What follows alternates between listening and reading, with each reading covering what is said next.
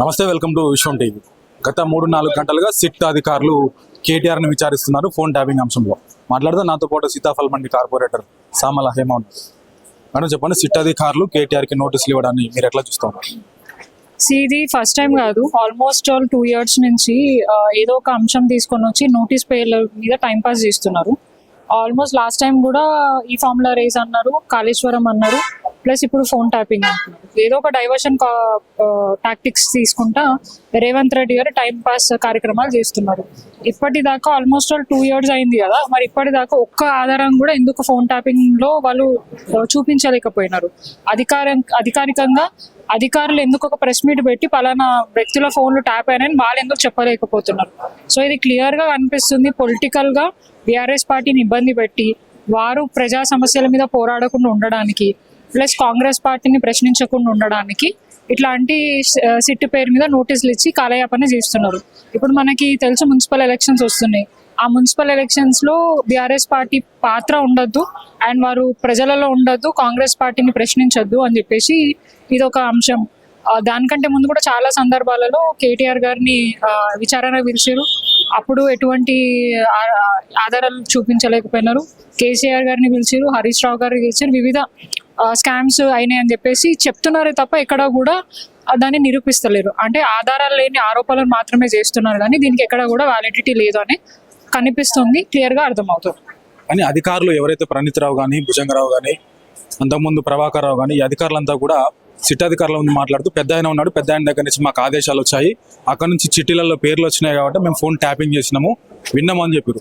కానీ కేటీఆర్ గారు మాకు సంబంధం లేదు, నేను ఎప్పుడు కూడా అటువంటి అవాంఛనీయ సంఘటనలకు తావివ్వలేదని చెప్పి ఆయన చెప్తున్నారు. ఎట్లా చూడొచ్చు 2 వర్షాలని? అది ఎవరన్నారు? అధికారులు ఆ మాట వచ్చి బయట చెప్పలేదు కదా. మాట్లాడుతున్న వ్యక్తులు ఎవరు? కాంగ్రెస్ పార్టీకి సంబంధించిన వాళ్ళు.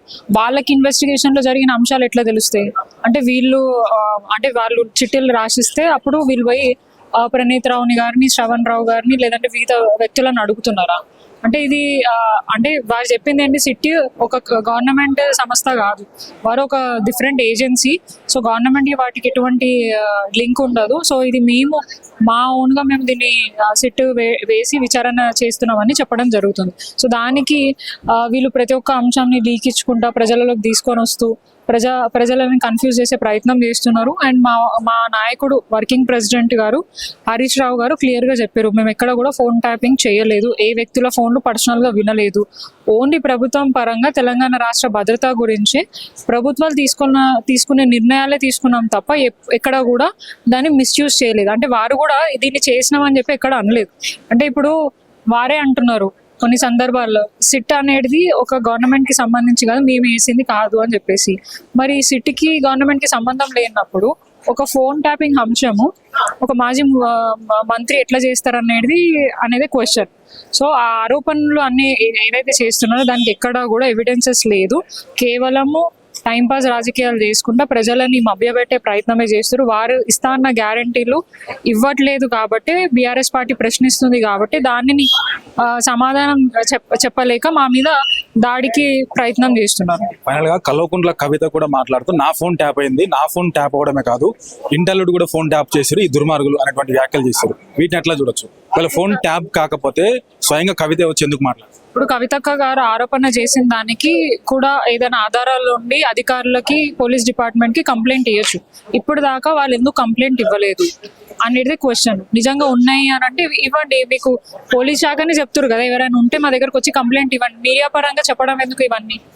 నిజంగా చేసిండ్రంటే వెళ్ళండి, హరీష్ రావు గారి మీద ఇస్తారా, కేటీఆర్ గారి మీద ఇస్తారా, కేసీఆర్ గారి మీద ఇస్తా, మీరు వెళ్ళి కంప్లైంట్ చేయండి, చేసి దాన్ని ఎంక్వైరీ చేయమని చెప్పండి. కానీ అదేం చేయకుండా మీడియా దగ్గరకు వచ్చి ప్రజలలో వచ్చి మాట్లాడితే దానికి ఏది కూడా దానికి ఏమంటారు వ్యాలిడిటీ ఉండదని మేము భావిస్తున్నాం. ఖచ్చితంగా ఏమైనా ఆరోపణలు చేస్తే ఎదుర్కోవడానికి మేము కూడా సిద్ధంగా ఉన్నాం, దాన్ని నిరూపించుకోవడానికి మేము కూడా సిద్ధంగా ఉన్నాం. ఈ రోజు మొన్న హరీష్ రావు గారు క్లియర్ గా చెప్పారు, మేము ఎక్కడ కూడా ఎటువంటి ట్యాపింగ్ చేయలేదు, దానికి మేము ఖచ్చితంగా సమాధానం చెప్తాం. అండ్ హైకోర్టుకి, సుప్రీంకోర్టుకి వెళ్తే కూడా వాళ్ళు క్లియర్ గా చెప్పడం జరిగింది, హరీష్ రావు గారికి దీనికి ఎటువంటి సంబంధం లేదని చెప్పి. అండ్ మొన్న మంత్రుల మధ్యలో గొడవలు అవుతున్న సందర్భంలో ఒక స్కామ్ ని, కోల్ మైనింగ్ స్కామ్ ని బయట పెట్టే క్రమంలో కేటీఆర్ గారికి, హరీష్ రావు గారికి సిట్ అనే పేరుతోని అంటే వాళ్ళ వైఫల్యాలని కప్పిపుచ్చుకోవడానికి బీఆర్ఎస్ పార్టీ మీద పడ్డారు అనేది క్లియర్ గా కనిపిస్తుంది. 2 years నుంచి ఒక ప్రభుత్వంలో ఉన్న వ్యక్తులకి చిన్న ఇన్ఫర్మేషన్ దొరకదా, చిన్న ఎవిడెన్స్ దొరకదా? ఇప్పుడు అధికారులని ప్రశ్నించారు కదా, ఆల్మోస్ట్ 1.5 years నుంచి అధికారులను ప్రశ్నిస్తున్నారు. వాళ్ళ దగ్గర నుంచి ఏదో ఒక చిన్న అంశం అయితే బయటికి అయితే లాభడతారు, అంటే ఎవిడెన్స్ అయితే తీసుకుంటారు కదా. మరి ఎందుకు పబ్లిక్ గా ప్రెస్ మీట్ పెట్టి పలానా వ్యక్తుల ఫోన్లు ట్యాప్ అయినాయని మాకు ఎవిడెన్సెస్ దొరికినాయని ఎందుకు చెప్పట్లేదు? ఆ క్లారిటీ అని ఇవ్వాలి కదా. సో ఇవన్నీ కూడా ఆరోపణలు అన్నిటివి కూడా ఆధారం లేనివి. డెఫినెట్ గా దీన్ని మేము లీగల్ గా ఎదుర్కొని దీన్ని ఫ్యూచర్ లో కూడా ఎట్లా రేవంత్ రెడ్డి గారు కక్షపూరితంగా తీసుకుంటున్న చర్యలకు కూడా మేము సమాధానం చెప్పడానికి సిద్ధంగా. ఫైనల్ క్వశ్చన్, సికింద్రాబాద్ నియోజకవర్గ కార్పొరేటర్ గా ఉన్నారు కాబట్టి ఇప్పుడు సికింద్రాబాద్ కు సంబంధించి కొన్ని ఇష్యూస్ జరుగుతూ ఉన్నాయి. జిల్లా చేయాలని చెప్పేసి కొంతమంది, దీన్ని తీసుకెళ్లి ఇంకో దగ్గర కలిపేసారని చెప్పి ఇంకొంతమంది. మీరేం చెప్తారు సీతాఫల్ మండి కార్పొరేటర్ గా సికింద్రాబాద్ జిల్లా గురించి, సికింద్రాబాద్ నియోజకవర్గం గురించి కానీ జిల్లా గురించి కానీ ప్రతిపాదన వస్తుంది, మీరేం చెప్తారు? ప్రభుత్వాలు అడ్మినిస్ట్రేషన్ పరంగా మంచి చేయడానికి ఏ నిర్ణయాలు తీసుకున్నా కూడా మేము దాన్ని స్వాగతిస్తాము. కానీ ఎటువంటి ఇన్ఫర్మేషన్ లేకుండా ప్రజలకి కానివ్వండి, ప్రతిపక్షాలకే, పొలిటికల్ పార్టీలకే కానివ్వండి, ఎటువంటి ఇన్ఫర్మేషన్ లేకుండా డీలిమిటేషన్స్ చేశారు. ఏ పారామీటర్స్ ప్రకారం చేశారు అనేది క్లారిటీ లేదు. ప్లస్ పాపులేషన్ ప్రకారం చేశారు అనేది క్లారిటీ లేదు. ఇష్టారీతిగా 150 డివిజన్లని 300 డివిజన్లు చేసిండ్రు. సంతోషం. అదేం చెప్పారు, అడ్మినిస్ట్రేషన్ ని మేము అందరికీ అందించాలి. సో శివారు ప్రాంతాల్లో కూడా జిహెచ్ఎంసీలో కలిస్తే మంచి జరుగుతుందని అన్నారు. మరి ఆ మంచి జరిగే క్రమంలో మా సికింద్రాబాద్ని ఎందుకు డిస్టర్బ్ చేస్తున్నారు? సికింద్రాబాద్కి 100 నుంచి 200 పైగా ఒక చరిత్ర ఉంది. ఇప్పుడు సికింద్రాబాద్ అంటేనే ఆ గతంలో బోనాలు పండుగ అనేది మనకి తెలుసు, ఒక రాష్ట్ర పండుగ కూడా మనము దాన్ని చేయడం జరిగింది. సో ఎన్నో ఇయర్స్ నుంచి లష్కర్ బోనాలు జరుగుతాయి. ప్లస్ సికింద్రాబాద్లో రైల్వే స్టేషన్ ఉంది, క్లాక్ టవర్ ఉంది. అట్లా చారిత్రకమైన కట్టడాలు ఉన్న ప్రాంతాన్ని ఇప్పుడు కనుమరుగు లేకుండా చేస్తామన్న ఇంటెన్షన్ మాకు కలిగించారు గారు ప్రభుత్వం. దానిని మేము వ్యతిరేకిస్తున్నాం. అండ్ మోర్ ఓవర్ సపరేట్ కార్పొరేషన్ల అంశం అనేది వాళ్ళ ఐడియా. సో మేము కూడా ఒకవేళ ఒక కార్పొరేషన్ చేయాలి అని అనుకున్నప్పుడు ప్రజలు 1.5 year నుంచి సికింద్రాబాద్ సంబంధించిన కొంతమంది వ్యక్తులు లష్కర్ జిల్లా ఏర్పాటు చేయాలని రిక్వెస్ట్ చేస్తున్నారు, డిమాండ్ చేస్తున్నారు. వాళ్ళ డిమాండ్ని కన్సిడర్ చేయకుండా మల్కాజ్గిరి కార్పొరేషన్ ఏర్పాటు చేస్తా అంటే అది ఎంతవరకు కరెక్ట్? మీరే చాలా సందర్భాలే చెప్పినాం, మేము అన్ని పార్టీల వాళ్ళని కలుపుకుంటాం, ప్రజా అభిప్రాయాలు తీసుకుంటాం. సో వాళ్ళందరూ ఓకే అన్న తర్వాతనే మేము చేస్తామని అన్నారు. కానీ మేము ఇచ్చిన అబ్జెక్షన్స్ కానీ, మేము ఇచ్చిన రిక్వెస్ట్లు కానీ ఏవి కూడా కన్సిడర్ చేయకుండా ఇష్టారీతిగా మీరు ఇవన్నీ చేస్తా అంటే మేము ఎందుకు ఒప్పుకుంటాం? సో దానిని వ్యతిరేకిస్తూ మీరు కార్పొరేషనే చేయాలి అని అనుకుంటే సికింద్రాబాద్ కూడా ఒక సపరేట్ కార్పొరేషన్ చేయండి.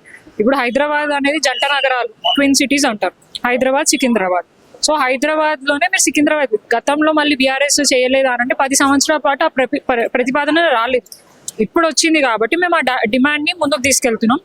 2 years నుంచి లష్కర్ జిల్లాని ఏర్పాటు చేసి దానికి కొంతమంది కమిటీ ఫామ్ అయ్యి దాన్ని ఖచ్చితంగా ఒక కార్పొరేషన్ ఏర్పాటు చేయాలి. సో దట్ మాకు బెనిఫిట్ అవుతాయి. ఇక్కడ ట్యాక్స్ కలెక్ట్ చేసి శివారు ప్రాంతాల్లో పెడతా అంటే మేము ఒప్పుకోము. మా నిధులు, మా డెవలప్మెంట్ అంతా సికింద్రాబాద్లోనే ఉండే, దీని నుంచి తీసుకెళ్లదన్న ఉద్దేశంతో మేము దాని గురించి పోరాడుతున్నాం. అయినా కూడా అదే చోటేడు ముందు శంఖం ఊదినట్టే అయిపోతుంది రేవంత్ రెడ్డి గారి పరిస్థితి. ఎంత మేము మొత్తుకున్నా కూడా ఆయన చేయాల్సిన పనులే ఆయన చేస్తున్నాడు. సో అయినా కూడా మేము ఆగేది లేదు. లీగల్గా కానీ ప్రజల అభిప్రాయాలు తీసుకొని ముందుకెళ్ళి దీని గురించి ఎక్కడికైనా పోరాడడానికి సిద్ధంగా ఉన్నాం. సో చూసారు కదా, ఇది 2 సంవత్సరాలుగా ఫోన్ ట్యాపింగ్ అంశం గురించి ఎటు కూడా కొలిక్కి వస్తలేదు. ఒక్కటి ఆధారం కూడా బయట పెట్టలేకపోతుంది రేవంత్ రెడ్డి ప్రభుత్వం. సో ఇట్లాగే నోటీసులతో కాలయాపన చేస్తుంది తప్ప అభివృద్ధి విషయంలో జీరో అని చెప్పేసి కార్పొరేటర్ సామల హేమ గారు చెప్తున్నారు. అదేవిధంగా సికింద్రాబాద్కు సంబంధించి పెద్ద ఎత్తున పోరాటం చేస్తాము, దీంట్లో తగ్గేదే లేదని చెప్పేసి కూడా ఆమె చెప్తాము. కెమెరామెన్ బిట్టుతో ఉదయ్, విశ్వం టీవీ, హైదరాబాద్.